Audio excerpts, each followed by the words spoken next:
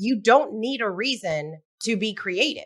The reason is it brings you joy. The reason is it's going to give you that passion back that Becca was talking about when she started creating the t-shirts, right? Like you started creating those t-shirts and you got so excited. It didn't mean that you wanted to make this your full-time role. No. And for some people, that's what it means. It means, oh my gosh, I started this project. It was a creative project. And then they turn it into a business. And that's a beautiful thing too. But it doesn't have to be. All of the things that we create, we live in this world where, yes, we can monetize what we love.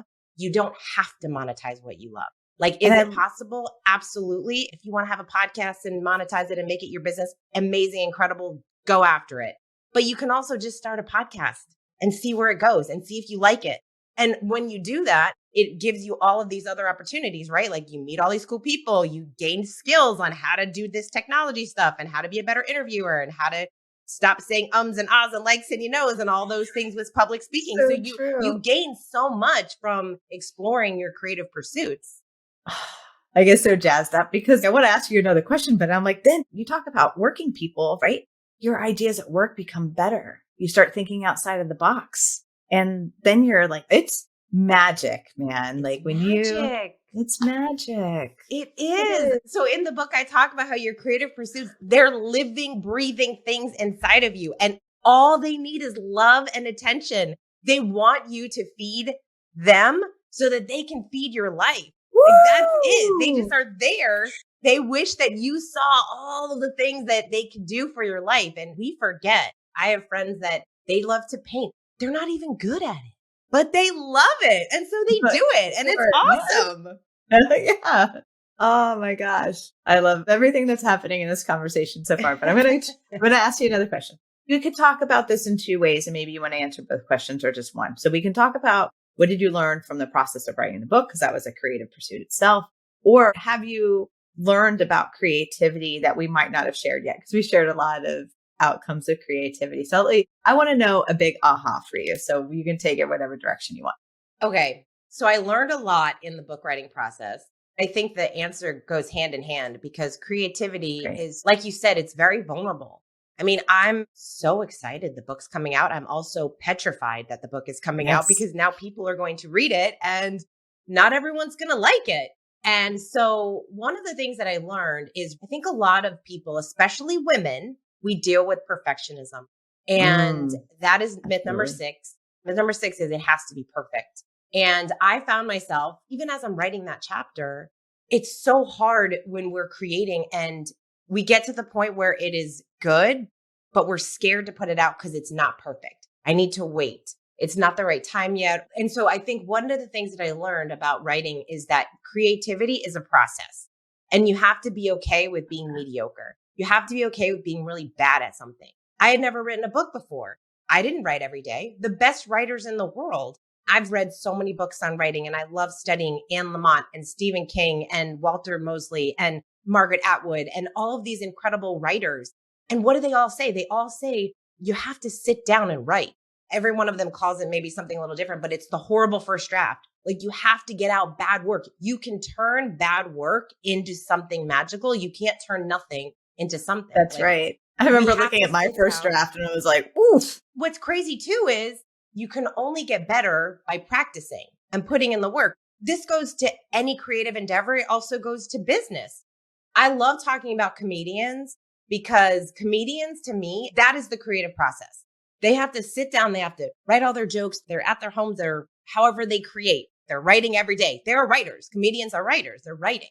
And then they have to get up on stage. And sometimes they'll talk about how they'll go from comedy club to comedy club to comedy club. They'll go to like 5 different clubs in a night, telling the same jokes, doing the same thing. But what are they doing? They're putting in the reps. They're doing the work and they're getting the feedback. So you have to get feedback in order to get better, but you have to do the reps. And so that is the biggest thing that I've learned in the creative process and definitely in writing this book is I had to show up every day. That's why I gave myself that goal of write 250 words a day, because every writer has said, you have to write, you have to have a creative practice. Twyla Tharp has a book called The Creative Habit, and it's a beautiful book. And she talks about how we all have these routines, like you have to have the routine. And whether it's you write in the morning or you write in the evening or whatever it is for you, we have to create those habits. And so it's the same thing with whatever creative pursuit that you have. Just when are you going to do it? When are you going to make time for it? And then you just put in the reps every single day. And again, you learn so much from putting in the reps. That's what I love about the creative process is, I have Create for No Reason. There's 94 episodes right now. That is a lot of reps. That's a lot of and reps. I still, after I do an episode, I think, I could do this better. This didn't sound great. I don't love the quality. I should have said this. I mean, that will never change. I'd call Becca and say, Becca, oh my gosh, I'm reading my book now because I'm practicing for recording the audio version. And I want to change so many things in the book because I become a better writer since That's I right. even sent the book to print, which is why a lot of writers, they write multiple books. Yeah, more to say. And we're both like, okay, book 2. Book number 2. So yeah, that is the biggest thing. The creative process. It's, when you start anything, you have to be okay with just not being good at it. And you know what? I'm going to be okay if I get people that say this book sucks and I hate it. Who does she think she is? I got to be okay with that because that's right. It's my work and I am proud of it. And I'm proud of it. When I published it, I was so proud of it. And you know what? 5 years from now, 10 years from now, and I might look back and think, oh, this was not very well written. But because I have 10 more years of putting in the reps. Yes. And, I would imagine too, in 10 years, I know your book is fabulous anyway, but I was going to say, it's amazing. Yeah. They need to get it. People need to get it. But anyway, but where I was going is I had those same feelings. So what Kate's sharing is really typical of an artist or a creator. It's is my work going to be good enough? But one thing that I want to bring the listeners back to is something you said earlier is that each repetition we do or each project that we embark on leads us to the next. Yes.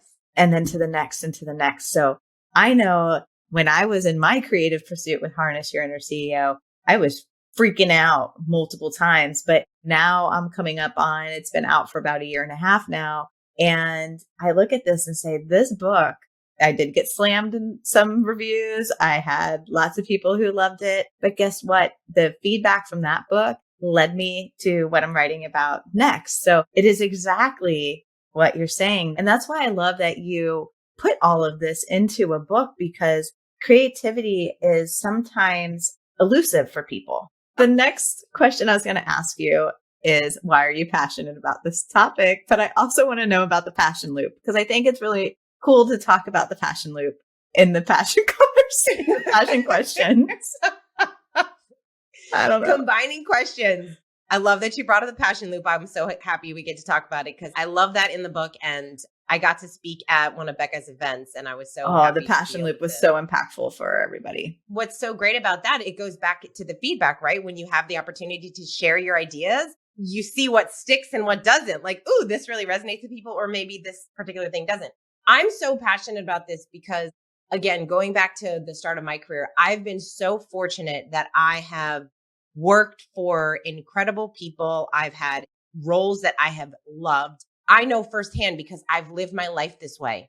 Pursuing your creativity, pursuing what interests you, whatever that looks like. I know the impact it has on our lives because I've lived it. Like I have just lived that my whole career, whether I've had a full-time job and I've been on my own. I've always explored my creativity. I started a program for girls to help them with self-esteem. I had a podcast. I started a YouTube channel. I did all of these things simply because I thought, this is interesting. What is this? What can I do with it? Are there messages I can share? I started writing poetry. I started writing books. Like these are all things that just, I was not interested in writing poetry 10 years ago. And now I have a really big fascination and interest with poetry. And I write it all the time just because I don't share it with everyone.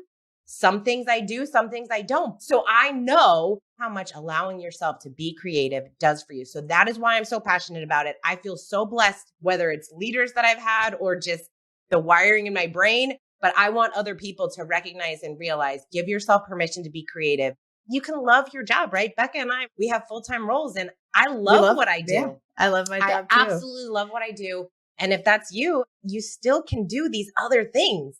You still can pursue all that creativity. So that is why I'm so passionate about it, because I've really been doing that my whole career.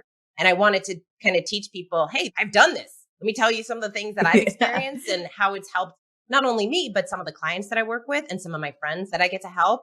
And the passion loop. So here's the thing. This is what I recognize happens all the time. Okay. We have this idea.